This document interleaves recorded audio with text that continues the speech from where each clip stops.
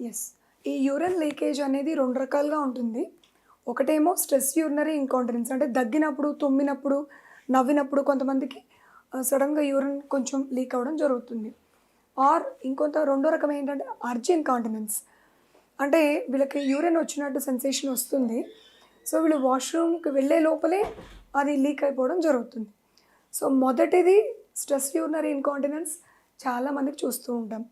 So, ఇది usually ఏంటంటే menopause వచ్చిన తర్వాత సో, ఆఫ్టర్ 50 ఇయర్స్ అలాగా కొంతమందికి ఈ పెల్విక్ మజిల్స్ అనేవి లూజ్ అవ్వడం ద్వారా ఆర్ ఎవరికైనా రిపీటెడ్‌గా నార్మల్ డెలివరీస్ అయినప్పుడు అవి బాగా స్ట్రెచ్ అవ్వడం ద్వారా ఈ పెల్విక్ మజిల్స్ అనేవి వదులయ్యి యూరిన్‌ని హోల్డ్ చేయలేక వీళ్ళు దగ్గినప్పుడు లీక్ అవ్వడం జరుగుతూ ఉంటుంది. కానీ కొంతమందికి ఏంటంటే కొన్ని రకాల సర్జరీస్ అయిన తర్వాత అంటే హిస్టెక్టమీ కానీ, ఏదైనా సిజేరియన్స్ కానీ అలా కొన్ని కాంప్లికేటెడ్ కేసెస్ జరిగినప్పుడు ఫిస్టులాస్ అనేవి కూడా ఫామ్ అవ్వచ్చు. అంటే ఈ యూరినరీ బ్లాడర్‌కిను, వెజైనాకి మధ్యలో హోల్స్ వంటివి ఏర్పడడం ద్వారా ఈ యూరిన్ లీకేజ్ కూడా జరగొచ్చనమాట. సో, ఇలా చాలా రకాల కారణాలు ఉంటాయి.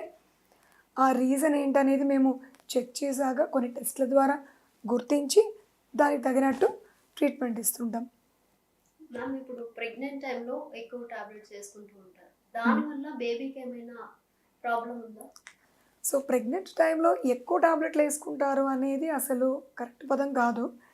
ఎందుకంటే వాళ్ళకి ఏది అవసరమో ఐరన్, కాల్షియము, మల్టీవిటమిన్ వంటి మందులు ఇవ్వడం జరుగుతుంది.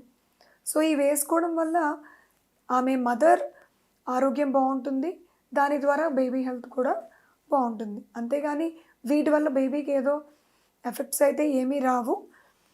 ఇంకా బ్లడ్ తక్కువ అవ్వడం వల్ల ఈ ఐరన్ టాబ్లెట్లు అవి సరిగ్గా వేసుకోకపోతే బేబీ గ్రోత్ ఎఫెక్ట్ అవ్వచ్చు అండ్ మదర్ హెల్త్ ఎఫెక్ట్ అవ్వచ్చు. ఇలా మేము ప్రిస్క్రైబ్ చేసిన మందులు వేసుకోవడం వల్ల ప్రాబ్లమ్స్ లేకపోగా మేము ఇచ్చినవి వేసుకోకపోతే మాత్రం ఖచ్చితంగా బ్యాడ్ ఎఫెక్ట్స్ ఉండే అవకాశాలు ఉంటాయి. Okay ma'am. Thank you ma'am. Welcome. For more videos like this, subscribe Big TV channel.